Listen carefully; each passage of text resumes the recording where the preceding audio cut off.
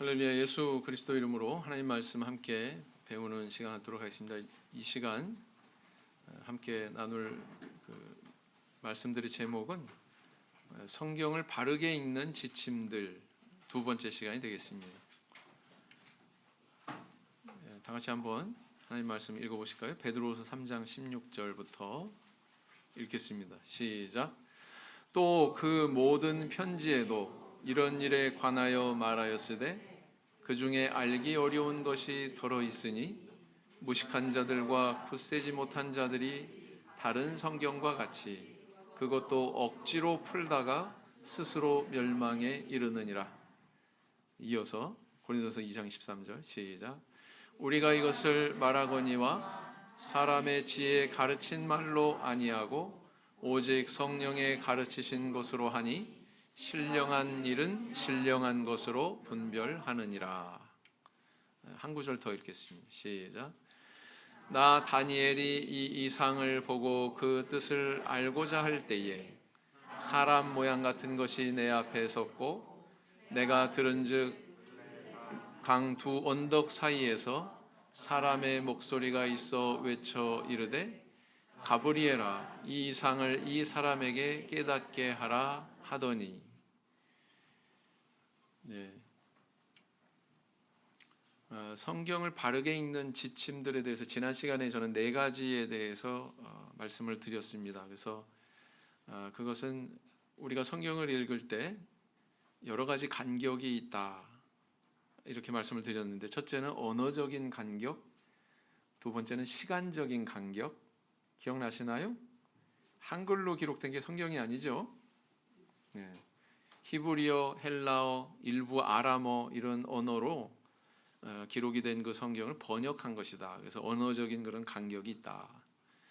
그 다음 성경이 기록된 것은 뭐 엊그저께 기록된 게 아니라 무려 3,500년이라고 하는 그런 장구한 시간을 두고서 우리가 지금 접하고 있잖아요.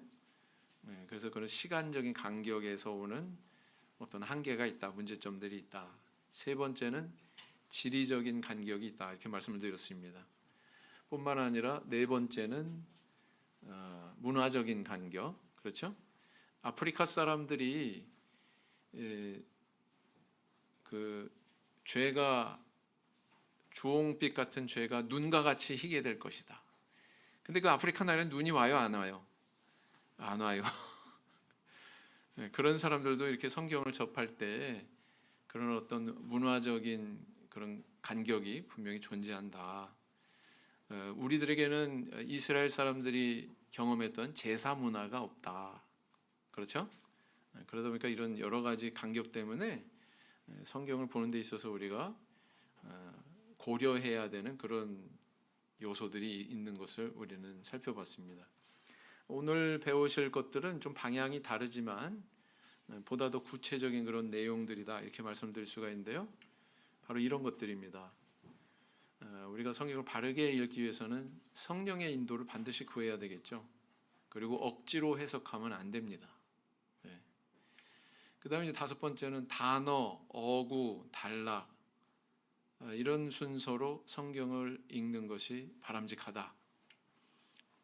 여섯 번째는 뭐냐면은 반복구를 찾아서 저자의 의도를 읽어라 라는 것이고요. 그 다음에 문맥의 흐름을 발견하라 라는 것입니다. 살펴보니까 번호가 다 틀렸네요. 그죠? 지난번에 1, 2, 3, 4 했으니까 이번에는 5, 6, 7, 8 이렇게 해야 되는데 그걸 감안하시기 바랍니다. 자, 첫 번째 말씀드린 내용에 대해서 한번 살펴볼까요? 성령의 인도를 구하고 억지로 해석하면 안 된다. 성경은 해석하기 어려운 부분이 있어요, 없어요? 반드시 있습니다. 그 성경이 그 어려운 부분이 있다는 것을 이렇게 증거하고 있죠. 읽어보겠습니다. 시작. 멜기세덱에 관하여는 우리가 할 말이 많으나 너의 듣는 것이 둔함으로 해석하기 어려우니라. 여러분, 멜기세덱은요 구약 성경의 창세기 15장이죠. 14장에 꼭 한 번 나와요. 한 번. 이름은 두 번 나오고요. 거기에 한 번 등장해요.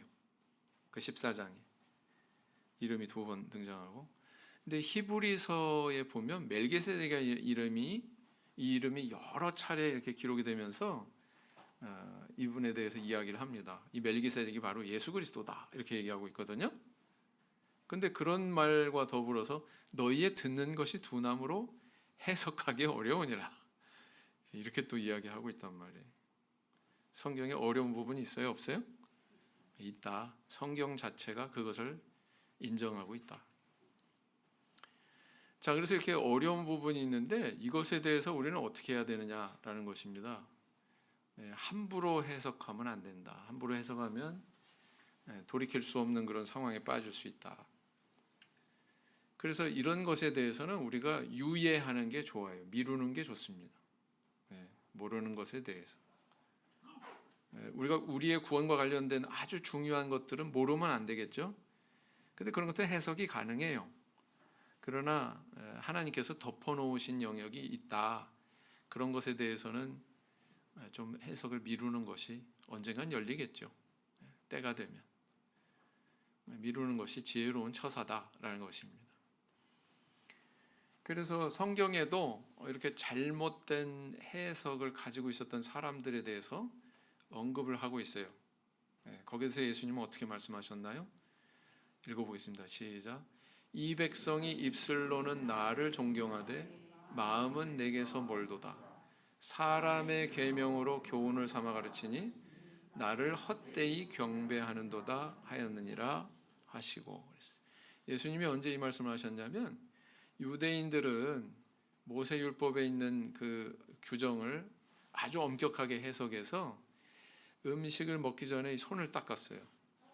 오늘날 같이 뭐 비누를 써서 뭐 또 물비누 이런 걸 묻혀가지고 위생적인 그런 의미에서 씻는 게 아니고요. 종교적인 의미로서 씻는 거예요. 그래서 물을 받아가지고 이쪽 손에 한번 붓고 저쪽 손에 한번 붓고 또 기도를 합니다. 종교적인 의례죠. 근데 그거를 하지 않고 음식을 먹었다고 그래가지고 예수님의 제자들이 비난받았어요. 그죠? 근데 예수님께서 사람의 계명으로 교훈을 삼아 가르치는 모습이 바로 그거다. 이렇게 이야기하고 있죠. 입으로 들어가는 게 사람을 더럽게 하는 게 아니라 사람의 마음으로부터 나오는 것이 사람을 더럽게 한다. 그 말씀을 하시면서 이 사람의 계명이라고 하는 표현을 쓰셨어요. 유대인들이 성경 안 봅니까? 봅니다. 근데 그것을 해석할 때 사람의 뜻이 들어간 불순물이 들어간 그런 뜻으로 해석이 됐다는 거죠. 그래서 이것을 사람의 계명 이렇게 표현하고 있습니다. 안식일 39개조 금법 이런 것도 마찬가지죠. 불을 켰으면 불을 끄지 마라. 바늘 두 땀을 바느질을 하지 마라. 뭐 이런 것들. 글자 두 글자를 쓰지 마라. 안식일에 못하게 돼 있어요. 그런 것들 하나님께서 모세오경에 명하신 적 있어요? 없어요? 없어요. 근데 유대인들이 스스로 그걸 만들어냈어요. 그래서 사람이 안식일에 노예가 돼버리게 만들어버리는 그런 상황이 되지 않았습니까? 이런 것들이 다 사람의 계명이다. 그런 것들은 하나님께 올바른 예배가 되지 못한다. 헛되게 하나님을 경배하는 거다. 다시 말하면 신앙생활 잘못하는 거다. 이렇게 얘기하고 있는 겁니다. 자, 또 이런 표현도 쓰셨어요. 시작. 어찌 내 말한 것이 떡에 관함이 아닌 줄을 깨닫지 못하느냐? 오직 바리새인과 사두개인들의 누룩을 주의하라 하시니 그제야 제자들이 떡의 누룩이 아니요 바리새인과 사두개인들의 교훈을 삼가라고 말씀하신 줄을 깨달으니라 그랬어요. 여긴 또 그 잘못된 사람의 계명을 어떻게 표현하고 있냐면은 바리새인과 사두개인들의 교훈 이렇게 표현하고 있습니다. 바리새인과 사두개인들은 율법을 연구하는 사람이고 또 사두개인들은 성전에서 제사를 지내는 사람들입니다. 근데 그런 사람들이 하나님 말씀을 잘못 해석하고 그 잘못 해석된 교훈을 소유하고 있었다는 얘기죠. 백성들한테 그걸 가르치고 이렇게 표현하고 있습니다. 바리새인과 사두개인들의 교훈. 자, 이게 기독교 역사 속에도 있었어요. 기독교 역사 속에 등장하는 인물 필로 또는 필론이라고 하는 사람이 있는데요. 창세기 2장 10절에 대해서 이런 해석을 했어요. 이 사람이 한 강이 에덴으로부터 흘러 동산을 적셨고 거기서부터 갈라져 네 강이 되었더라. 네, 하나님의 에덴 동산에 있는 그 네 강에 대한 이야기죠. 네. 근데 여기에 대해서 어떻게 설명을 하고 있냐면은 여기서 에덴은 선함을, 다른 네 강은 신중함, 절제, 용기, 정의라고 하는 헬라 철학의 네 가지 덕목을 대변한다. 받아들여집니까? 오늘날에 이렇게 해석하는 사람 한 사람도 없어요. 근데 과거에 이렇게 해석하는 사람이 있었다는 거죠. 굉장히 주관적이고 굉장히 직관적인 그런 해석을 하고 있습니다. 그런가 하면은 오리게네스 또는 오리겐이라고 불리우는 이 사람이 있었는데요. 창세기 19장 30절에 38절에 보면 어떤 내용이 나옵니까? 롯의 처, 소금 기둥이 된 그 롯의 처에 대한 이야기가 나오잖아요. 거기에 대해서 이렇게 해석을 했어요. 롯은 이성적인 인간의 마음을, 그의 아내는 쾌락의 성향을 갖는 육신을, 롯의 딸들은 헛된 꿈과 자만을 상징한다. 받아들여 주십니까? 또 이렇게 이 해석을 했는데 이 세 가지를 또 세 부류의 사람에게 적용해서 롯은 구약의 율법을, 딸들은 예루살렘과 사마리아를, 그 아내는 광야에서 반역했던 이스라엘 사람들을 나타낸다. 이렇게 해석하는 사람이 현재 있습니까? 지금 없죠. 근데 이렇게 해석하는 예들이 과거에 있었다. 이런 것들이 말하자면 위험한 거예요. 이사야 8장 20절 말씀 읽어보시겠습니다. 시작. 마땅히 율법과 증거의 말씀을 쫓을지니 그들의 말하는 바가 이 말씀에 맞지 아니하면 그들이 정령이 아침빛을 보지 못하고. 이 아침빛을 보지 못한다는 것은 어떤 의미예요? 하나님 앞에 구원 받는다는 거예요? 못 받는다는 거예요? 구원 받지 못한다는 것입니다. 하나님 말씀을 이렇게 함부로 곡해하는 것에 대한 결과가 이렇게 굉장히 무서운 것이죠. 다음 말씀 또 읽겠습니다. 계시록 마지막에 있는 이 표현이죠. 시작.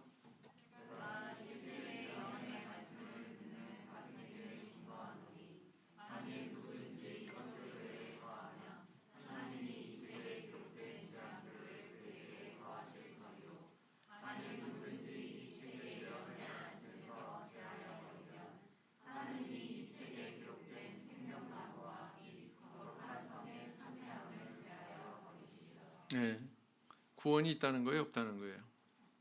하나님 말씀에 가감하면, 더하거나 빼거나 하면 구원이 있다는 거예요, 없다는 거예요? 없다라고 이렇게 굉장히 엄중한 선언을 하고 있습니다. 그래서 성경은 이렇게 함부로 해석할 게 못 되는구나, 라는 것을 우리에게 가르쳐주고 있죠. 그래서 어떻게 해야 되냐면은 모든 성경은 성령의 감동으로 되었다고 이렇게 성경이 우리에게 가르치고 있죠. 그렇기 때문에 이 성경을 여는 것도 성령의 감동을 통해서 우리가 열 수 있다, 깨달을 수 있다. 이걸 달리 표현하면 내 마음 속에서 나오는 대로가 아니라 하나님께서 가르치시는 대로, 그죠? 저 위에서 나에게 가르침을 주시는 대로 그렇게 해석을 해야 된다, 깨달아야 된다라는 것을 의미하는 것입니다. 자, 읽어보실까요? 시작. 예언은 언제든지 사람의 뜻으로 낸 것이 아니요 오직 성령의 감동하심을 입은 사람들이 하나님께 받아 말한 것임이니라 그랬죠. 그래서 우리 서두에 읽었듯이 신령한 일은 신령한 것으로 분별하느니라 이렇게 말씀하고 있잖아요. 그래서 그 신령한, 이것은 영적인, 이렇게 또 번역을 할 수가 있어요. 영적인 일은 영적으로 분별할 수 있다, 이렇게 해석을 해야 된다는 거죠. 그래서 우리가 이런 차원에서 상징적인 해석을 할 때에 주의할 점, 또 이런 것들을 또 짚어볼 수가 있습니다. 상징 또는 비유와 비슷한 풍요, 예표 이런 것들은 성경 안에서 우리가 다루어야 됩니다. 성경 밖에서 확대하면 아까 뭐 필론이나 오리게네스 같은 그런 오류에 빠지는 거죠.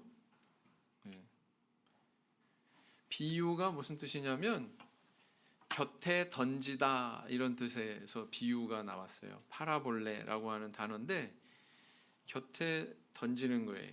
뭘 던져요? 지금 A라고 하는 어떤 상황이 있습니다. 근데 이거와 유사한 A-라고 하는 그런 상황을 옆에 던져서 이것을 빗대어서 본래의 것을 해석하는 이게 비유거든요. 그러니까 두 개가 등장합니다. 근데 이 비유를 확대 해석해 가지고 A2- 저기 빨간색으로 표현되어 있잖아요. 그렇게 뭔가 달리 또 한 번 점프해 가지고 다른 세계를 그려내면서 이렇게 견주면 이것은 비유가 아니다. 비유는 철저히 두 개가 있습니다. 본래의 것, 비슷한 던져진 것, 그죠? 그거를 명심해야 된다. 그래서 비유는 그렇고요. 예언은 조금 다른데 예언은 이게 확대될 수 있어요. 계속적으로 A, A-, 이런 식으로 확대될 수 있습니다. 무슨 얘기냐? 요엘 선지자가 말일에 이르러서는 내가 내 영을 만민에게 부어주리니 뭐 어쩌고저쩌고 쭉 예언을 하셨잖아요. 그것을 베드로 사도가 사도행전 2장에서 이게 오늘날 이 말씀이 임한 거다. 오순절날 성령 내렸을 때. 그죠? 그 다음에 말세 참교회에서 지금 이 상황이 또 그대로 성취되고 있죠. 사도시대 때 하면 성취되고 있고 말세 참교회에서 성취되고 있고 이렇게 중첩돼 가지고 성취될 수가 있는 거죠. 그래서 예언은 마치 산을 바라보는 것과 같습니다. 우리 성도님들 산 바라보면 어때요? 산이 이렇게 있으면 그 뒤에 또 산이 이렇게 있고 또 그 뒤에 또 저쪽에 멀리 또 산이 또 희미하게 있고 이게 이렇게 중첩돼 가지고 이렇게 쭉 보이죠? 그런 것처럼 요 앞에도 성취가 되고 그 뒤에도 성취가 되고 이런 구조로 되어 있다. 예언은 그렇다.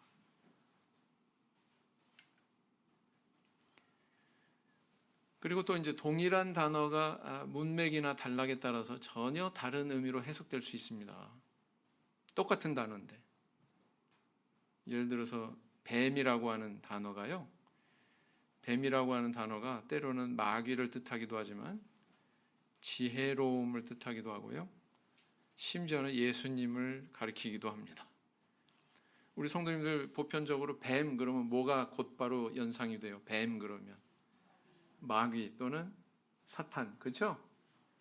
근데 그것은 전혀 그 성경적이지 않아요. 그런 견해는 그건 좀 교정을 하셔야 돼요. 무슨 얘기냐? 여기는 분명히 마귀를 상징하는 것으로 기록이 되어 있습니다. 읽어보시겠습니다. 위에 구절 시작. 큰 용이 내어 쫓기니 옛뱀 곧 마귀라고도 하고 사단이라고도 하는 온 천하를 꿰는 자라. 여기까지.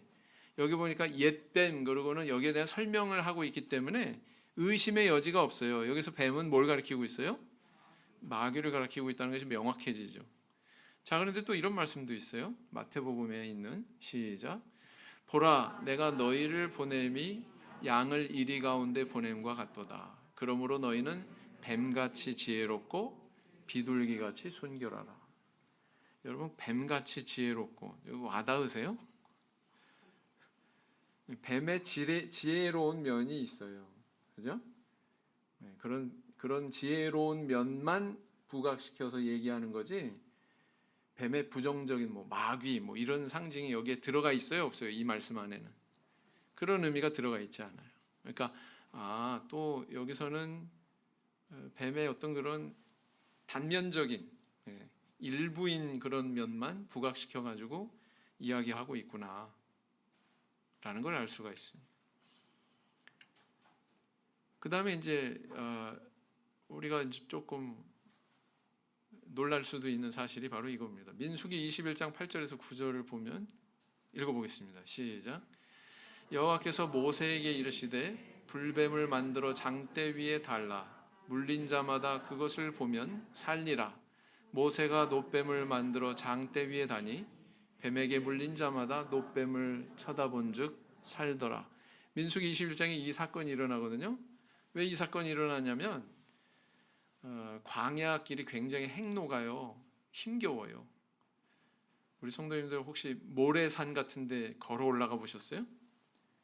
모래산은요, 발을 한번 이렇게 디디잖아요. 주르륵 흘러져 내려오고, 또 반대쪽 발을 뻗어가지고 탁 디디면 주르륵 흘러져 내려옵니다. 10발자국을 뛰어도 1m도 못 나가요. 앞으로 미끄러져 내려옵니다. 모래니까. 광야길이 얼마나 행로가 권했는지 이스라엘 백성들이 막 원망한 거예요. 원망하니까 이제 하나님께서 불뱀을 보냈습니다. 물게 하셨죠. 그들의 불신앙에 대한 징벌이죠. 그래서 막 아우성치는데 그래도 이스라엘 백성들이 믿음이 있잖아요. 하나님께서 구원해 주실 수 있다고 하는. 그래서 막 부르짖으니까 거기에 대해서 이제 하나님께서 응답을 하신 거죠. 어떻게 응답하셨습니까? 모세에게 지시하셔가지고 이 불뱀을 노수로 이 불뱀의 형상을 만들어서 장대 위에 달아라. 그거를 쳐다보는 자는 살 것이다. 그대로 했더니 살았다라는 거예요. 근데 이 사건이, 전체적인 사건이 신약 시대에 와서 뭘 상징하느냐? 예수님께서 직접 말씀하셨습니다. 요한복음 3장 14절 읽어보시겠습니다. 시작. 모세가 광야에서 뱀을 든 것 같이 인자도 들려야 하리니 그랬어요.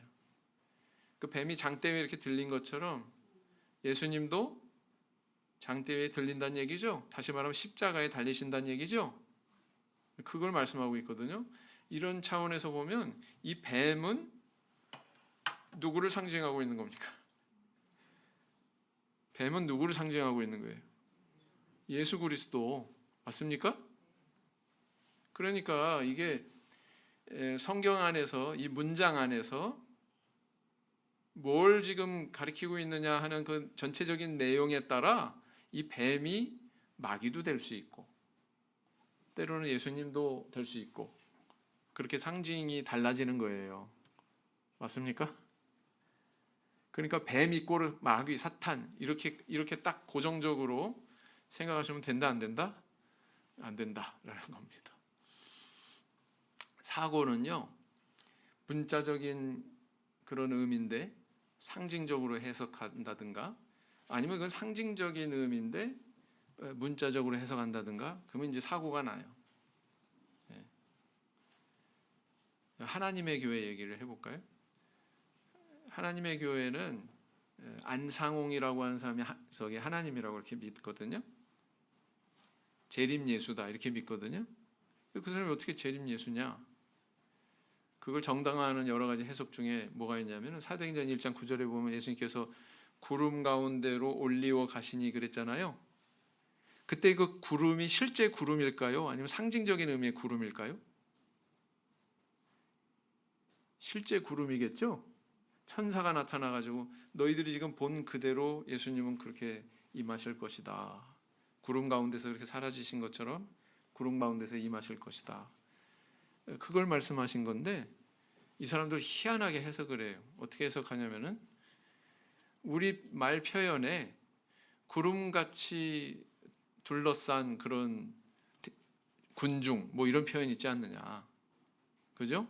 여기서 구름은 많은 사람들을 의미한다. 구름 가운데서 나타난다는 것은 그런 많은 사람들 가운데에서 이 땅에 임한다는 뜻이다. 그러니까 우리가 부지불식간에 그분은 이미 많은 사람들 가운데 재림 예수로 왔다. 그분이 누구냐? 안상홍이다. 이렇게 해석한다고요. 받아들여지세요? 이 해석의 특징은 뭐냐면은 구름을 문자 그대로 받아들이는 게 아니라 상징적으로 해석한다는 데 있는 거예요. 그래서 이런 것들이 조심해야 되는 거다. 이단에 왜 빠지는 줄 아세요? 성경을 모르니까. 성경을 제대로 해석하는 것이 어떤 것이다 라는 것을 모르니까 그런데 미혹이 되는 거거든요.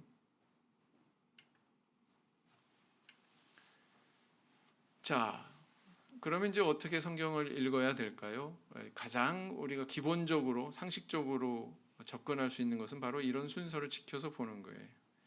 이것은 부분적으로 보지 않고 전체적으로 보게 하는데 도움을 주기 때문에 그렇습니다. 그래서 단어가 모으면 뭐라 그래요? 두 단어 이상이 모이면 어구. 그 어구들이 모여서 마지막에 마침표가 딱 찍히는 것을 그 한 단위를 뭐라 그래요? 문장이라고 그러죠. 그리고 또 그 문장이 모여져 가지고 단락을 이룹니다. 그리고 또 그 단락이 모여져서 하나의 경권을 이루죠. 경권은 창세기면 창세기, 마태복음은 마태복음. 이 단편의 한 권을 경권 이렇게 얘기합니다. 단어는 의미를 담고 있습니다. 의미를 담는 그릇이다. 근데요, 이 단어의 한 단어 안에 여러 가지 의미를 담는 경우도 있어요. 맞죠? 손이 모자라 이건 뭐예요? 도움을 의미하는 거죠. 도움이 필요하다 이런 의미죠. 그러니까 단순히 우리가 이게 다섯 손가락에 있는 이 손을 의미하는 게 아니라 그때는 도움의 의미를 내포하고 있다. 같은 의미를 가진 다른 단어가 있습니다. 또 이 단어의 의미는 또 시간에 따라 변한다라는 것도 알아야 되고요. 내적인 의미, 외적인 의미 두 가지가 있다. 이거는 두 번째 이야기한 것의 또 반복이네요. 자, 그래서 우리가 성경을 볼 때 어떤 한 단어를 보고 어구를 보고 문장을 보고 단락을 보고 경권을 보고 더 나아가면 동일 저자의 다른 경권을 보고 그러니까 요한복음을 본 사람은 요한일서, 요한이서, 요한삼서 그리고 요한계시로 볼 수 있다는 거죠. 이런 식으로 확대해서 접근해 가는 거죠. 자, 그래서 다른 단어이지만 같은 의미의 번역을 해야 되는 그런 경우에 대해서 한번 살펴보겠습니다. 그게 바로 이 부분인데요. 누가복음 24장 47절을 보면 읽어보시겠습니다. 시작. 또 그의 이름으로 죄 사함을 얻게 하는 회개가 예루살렘으로부터 시작하여 모든 족속에게 전파될 것이 기록되었으니 그랬어요. 예루살렘에서부터 시작이 돼서 사방으로 퍼져나갔다는 거죠. 마치 돌 하나 던지면 동심원을 그리면서 쫙 이렇게 퍼져나가듯이 뭐가 퍼져나갔다고 그랬어요? 회개가. 근데 이 회개가 좀 특별해요. 어떻게 표현하고 있습니까? 이 회개는 어떤 회개예요? 그 이름으로 죄 사함을 얻게 하는 회개. 맞죠? 자, 그 다음에 읽겠습니다. 사도행전 2장 38절 시작. 베드로가 가로되 너희가 회개하여 각각 예수 그리스도의 이름으로 세례를 받고 죄 사함을 얻으라. 그리하면 성령을 선물로 받으리니 그랬어요. 예수 이름으로 최초로 세례를 준 것은 언제부터였어요? 오순절날 이후로.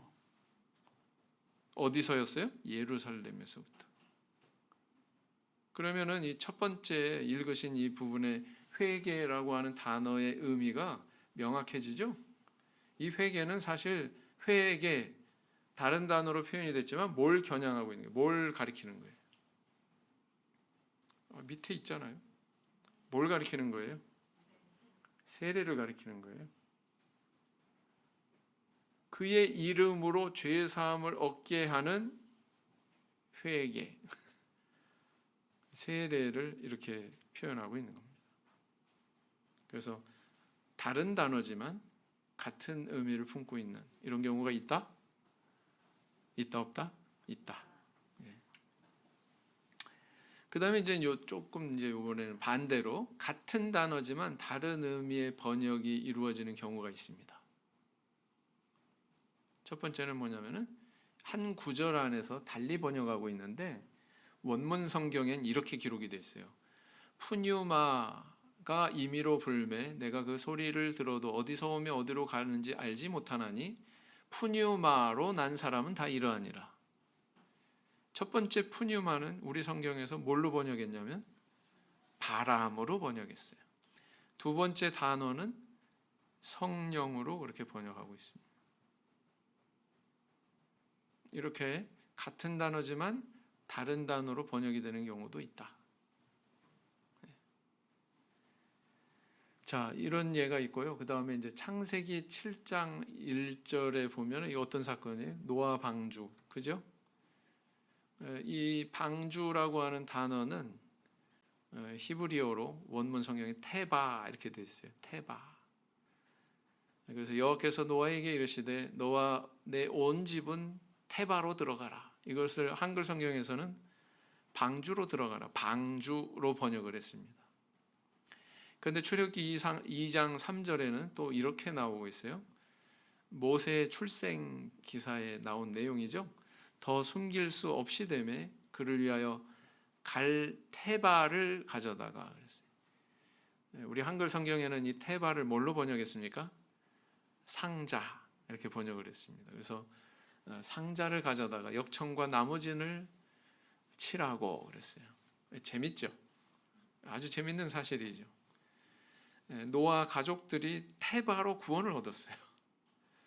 그런데 또 이 그 모세가 그 갓난아기가 테바로 자기의 생명을 부지했습니다. 그리고 이 방주에도 뭐예요? 역청과 나무진을 칠했죠, 그죠? 역청을 안팎으로 발랐다고 그랬잖아요, 그죠? 그런데 또 이 그 모세가 담겨졌던 이 테바에도 역청과 나무진이 칠해졌다고 이렇게 기록을 하고 있습니다. 공통점이 있잖아요. 구원의 도구가 되는 이것에 대해서. 그런데 우리 성경에서는 이렇게 방주로 또 다른 하나는 상자로 이렇게 번역을 하고 있다라는 겁니다. 그래서 이런 것들을 우리가 감안하고 성경을 보는 것이 필요하다라는 것입니다. 그 다음에 이제는 반복구를 찾아서 저자의 의도를 읽어라라는 것입니다. 여기서 저자는 그 지필한 저자, 인간 저자를 이야기하는 거죠. 모세오경이면 모세, 마태복음이면 마태. 반복구는 굉장히 중요한 겁니다. 반복되는 단어, 반복되는 어구, 반복되는 문장이 성경에 나오잖아요. 바짝 긴장하셔야 돼요. 안테나를 쫑긋 세워야 됩니다. 이게 왜 반복돼서 나오지? 의도가 뭐지? 이렇게 물으셔야 돼요. 반복구는요, 강조의 의미가 있습니다. 어떤 경우에 강조를 하고 있는 것을 알 수가 있어요. 그 다음에 또 단락의 주제를 담고 있는 경우가 많습니다. 또 저자의 의도를 반영합니다. 또 문맥을 반영하고 있습니다. 이런 경우들. 그래서 이제 예를 들자면 출애굽기 16장 7절을 보면은요. 아침에 너희가 여호와의 영광을 보리니 여호와께서 너희가 자기를 위하여 원망함을 들으셨음이라. 우리가 누구간데 너희가 우리를 대하여 원망하느냐? 모세가 한 말이죠. 근데 이 그 15장부터요. 17장까지 이 원망이란 단어가 9번이나 등장해요. 9번이나. 근데 고린도전서 10장을 보잖아요. 바울 사도가 뭐라고 그러냐면은 조상들이 광야에서 이러저러하게 원망했는데 우리는 그와 같이 원망하지 말자. 이렇게 얘기하거든요. 바울 사도가 이해하는 출애굽 광야 시대의 역사는 원망의 역사였구나라는 것을 알 수가 있습니다. 그래서 그것은 바울이 임의로 그렇게 인식한 게 아니고 바울이 그렇게 임의로 해석한 게 아니고 사실은 성경에서 그걸 내비치고 있는데 출애굽기의 저자인 모세는 원망이라고 하는 단어를 계속 반복해서 쓰는 것을 통해서 출애굽은 이렇게 원망으로 얼룩졌던 역사다라는 것을 나타내는 거죠. 그 다음에 이제 출애굽기 14장을 보면 이런 경우는 강조예요. 뭐냐? 물은 그들의 좌우에 벽이 되니 22절에서 끝났어요. 한번 얘기했는데 28절 가가지고는 애굽의 모든 군사들이 다 몰사한 것까지 다 이야기를 끝냈습니다. 근데 29절에서 다시 한번 그러나 이스라엘 자손은 바다 가운데 육지로 행하였고 물이 좌우에 벽이 되었었더라. 22절하고 똑같은 내용이 29절에 한 번 더 쓰여지고 있거든요. 이것은 어떤 의미냐? 사실에 대한 강조다. 정말 벽이 됐었다. 그것을 의미하고 있는 겁니다. 그 다음에 이제 우리 성도님들 가장 성경 통독하는데 시험에 들게 만드는 성막 짓는 얘기. 그 출애굽기 거기 읽다 보면은 막 하품 나오죠. 내가 이걸 계속 읽어야 되나 말아야 되나 건너뛸까? 막 별 생각이 다 들잖아요, 그죠? 거기에 보면 어떤 반복구가 나오냐면 여호와께서 모세에게 명하신 대로 되니라. 모세에게 명하신 대로 되니라. 모세에게 명하신 대로 되니라. 이게요. 무려 17회나 기록되어 있습니다. 출애굽기 38장부터 40장까지. 이것도 강조해. 어떤 데에 대한 강조냐? 하나님께서 이렇게 모세에게 명하신 대로 백성들은 그 말씀 그대로 이렇게 실현했다. 구약 성경에서 교회를 상징하는 두 가지 물건이 있다고 그랬습니다. 하나는 방주고요. 다른 하나는 성막이죠. 방주도 명하신 대로 다 준행하니라. 명하신 대로 다 준행하니라. 두 번 나오거든요. 성막 지을 때도 명하신 대로 되니라. 명하신 대로 되니라. 명하신 대로 되니라. 계속 나와요. 명하신 대로 되지 않은 경우가 있었어요. 누군 줄 아세요? 명하신 대로 되지 않아서 죽음을 당한 아론의 두 아들. 아론의 두 아들. 여호와께서 명하지 않은 다른 불로 제사 드렸다가 죽음을 당했다고 그랬죠? 그죠? 이게 굉장히 엄중한 거예요. 지금 모세에게 명하신 대로 됐다. 명하신 대로 됐다. 여러분, 교회는 마음대로 지어지는 게 아니에요. 하나님의 뜻대로 지어져야 되는 곳이에요. 그걸 이렇게 표현하고 있어요. 세례 성령 안식일 우리 뜻대로 세운 거예요? 아니에요. 하나님께서 그렇게 명령하신 대로 우리가 세운 거예요. 우리가 세운 게 아니라 하나님께서 세우신 거예요. 맞죠? 그 다음에 이제 인간 저자의 의도가 존재한다는 것을 인식을 해야 됩니다. 무슨 얘기냐? 하나님의 기술 의도가 있습니다. 또 우리가 한편으로 생각해야 되는 게 인간 저자의 기술 의도가 있어요. 서술한 의도가 있어요. 이게 두 개가 일치할 수도 있고, 더 포괄적으로 얘기하면 하나님께서는 인간 저자의 그런 개성을 이용하셔가지고 그것을 드러내시고 계시는 거예요. 무슨 의미냐? 너무 어렵죠? 자, 가령 예를 들어서 마태복음 1장을 보면 어떤 내용이 있습니까? 족보 이야기가 있습니다. 근데 그 족보가 누가복음과는 좀 달라요. 누가복음은 뭐 예수 이상은 누구요? 그래서 아담이요. 그 이상은 하나님이다. 하나님까지 올라가는 족보거든요. 근데 마태복음에 있는 족보는 어떻게 기록이 되어 있냐면 아브라함과 다윗의 자손 예수 그리스도의 세계라. 그래서 누구부터 시작하냐면 아브라함부터 시작합니다. 아브라함이 이삭을 낳고 이삭이 야곱을 낳고 이렇게 나오죠? 맞습니까? 근데 이렇게 질문하고 싶어요. 마태는 왜 아담이 아닌 아브라함부터 그 족보 이야기를 시작하고 있나? 생각해 보셨어요? 마태의 의도가 있어요. 여기서부터 시작하는 마태의 의도가 있습니다. 그 다음 두 번째, 족보 이야기 한번 더 해보죠. 마태는 왜 족보에 의도적으로 여인들의 명단을 삽입하고 있는가? 여자들 이름이 넷이 나옵니다. 넷이 나와요. 유다는 다말에게서 베레스와 세라를 낳고 다말이라는 여인이 나와요. 다말에게서 요거를 쏙 빼도 말이 돼요. 왜? 다른 사람들은 다 그렇게 서술하고 있거든요. 아브라함이 이삭을 낳고 이삭이 야곱을 낳고 누구를 낳고 누구를 낳고. 근데 왜 하필이면 유다는 다말에게서 왜 여자 이름이 들어가냐고요? 그 다음에 또 라합에게서 또 들어갑니다. 우리아의 아내에게서 또 들어갑니다. 룻에게서 또 들어갑니다. 왜 여인들의 이름이 여기 들어가고 있나? 생각해 보셨어요? 마태의 의도가 있을까요? 없을까요?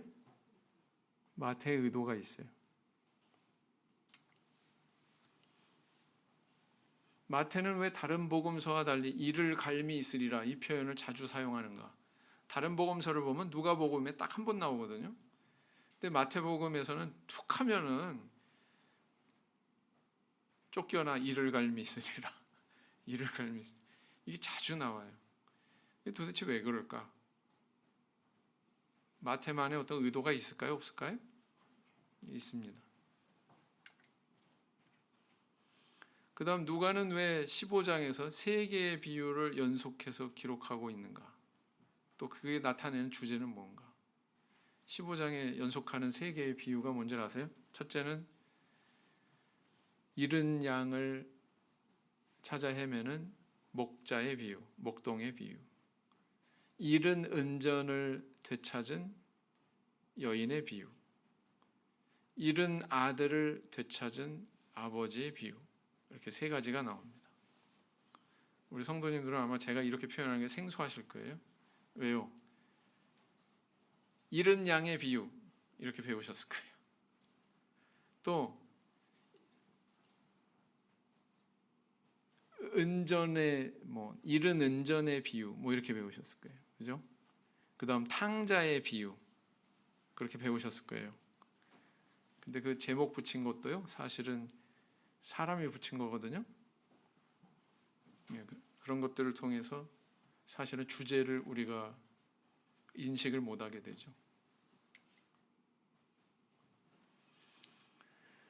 그 다음 마가는 왜 예수님이 풍랑을 잔잔케 하신 유사한 사건을 두 번 기록하고 있는가? 이것도 한번 생각해 보세요. 한 번은 예수님이 배에 타고 계셨고요. 다른 한 번은 예수님이 배로 걸어오셨고요. 물 위로. 그죠? 전혀 다른 사건이에요. 근데 유사한 사건을 왜 두 번 기록하고 있나? 저자의 의도가 있습니다. 그 다음 마지막으로 우리가 알아야 될 것은 문맥의 흐름을 발견해라 라는 것입니다. 성경책을 저렇게 보시면은 저 안에 장, 절 이렇게 구분이 되어 있습니다. 장절 구분이 있기 때문에 우리는 참 쉽게 성경을 찾을 수 있죠. 말라기 몇 장 몇 절 그러면 우리 성도님들 후닥닥 해가지고 딱 찾을 수 있습니다. 그러나 본래 히브리 성경, 헬라어 성경에는 이 장절 구분이 있었을까요? 없었을까요? 장절 구분이 없었습니다. 후대 사람들이 거기다가 장절을 더해서 넣은 거예요. 그래서 이게 유익도 주지만 방해의 요소도 있다. 이렇게 역사 기록을 보면 브루스라고 하는 사람이 이렇게 이야기하고 있고요.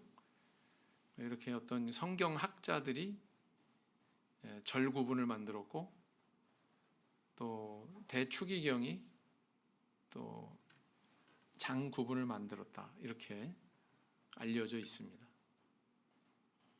그런데 이것이 우리에게 편리함은 주지만 성경을 찾을 때 빨리 찾게 하는 그런 편리함을 주지만 맥을 끊어놓는다. 문맥을 끊어놓는다 라는 겁니다. 사도행전 4장 37절 5장 1절 2절을 보면은요 이 두 부류의 사람이 등장하고 있는데 한 사람은 바나바고요 다른 한 부류는 아나니아 삽비라 부부입니다. 이 두 부류의 사람들이 똑같이 행동해요. 자기 재산을 팔아서 사도들의 발 앞에 두고요. 또 여기도 재산을 팔아서 전부는 아니지만 사도들의 발 앞에 둡니다. 여러분 이게 별개의 사건으로 그렇게 인식을 하면은 안 돼요. 5장 1절부터니까 요 이전의 내용은 여기서 끝나는 내용이고 이후부터는 새로운 내용이다 이렇게 생각하면 지금 사도행전의 저자가 다시 말하면 누가죠? 누가 의원 누가가 뭘 이야기하고 싶어 하는지를 놓쳐요.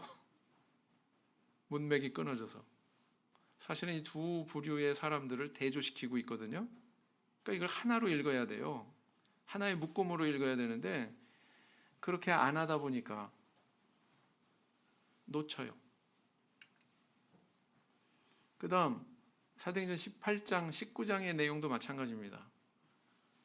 18장에서 아볼로라고 하는 인물이 나오는데 이 사람에 대해서 어떻게 나중에 표현하냐면 요한의 세례만 알따름이라. 근데 19장에 넘어가서 에베소 제자들이 또 나오거든요.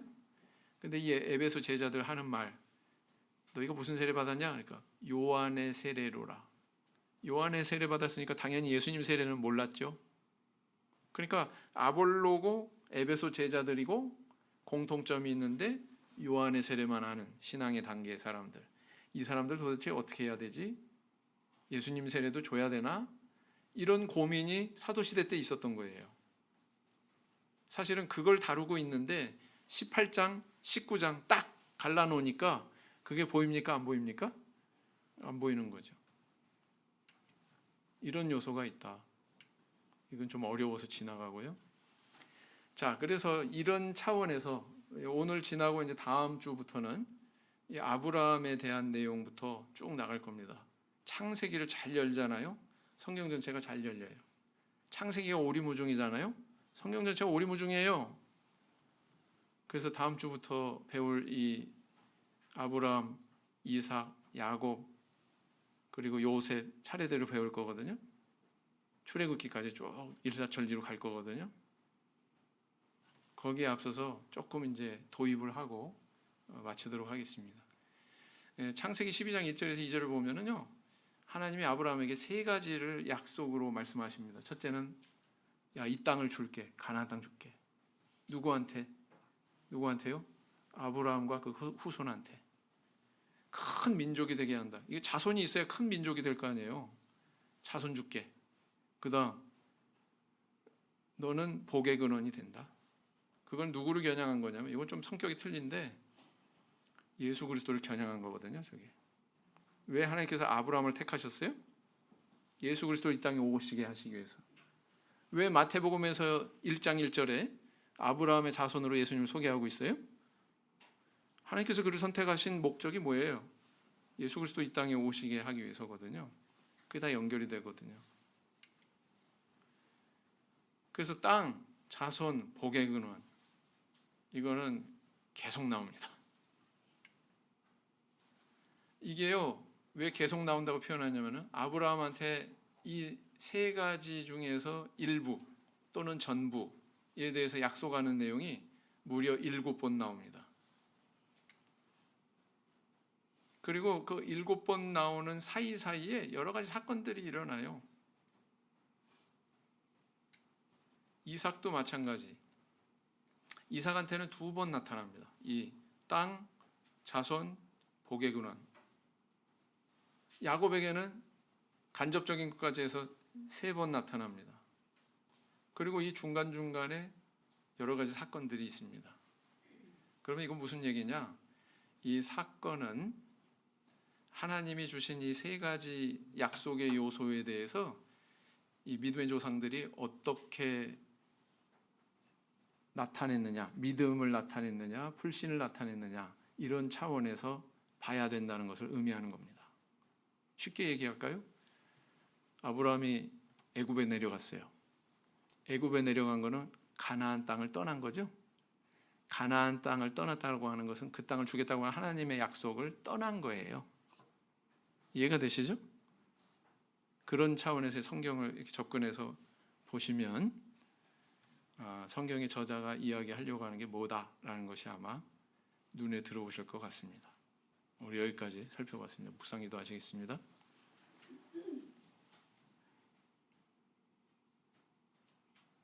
아멘.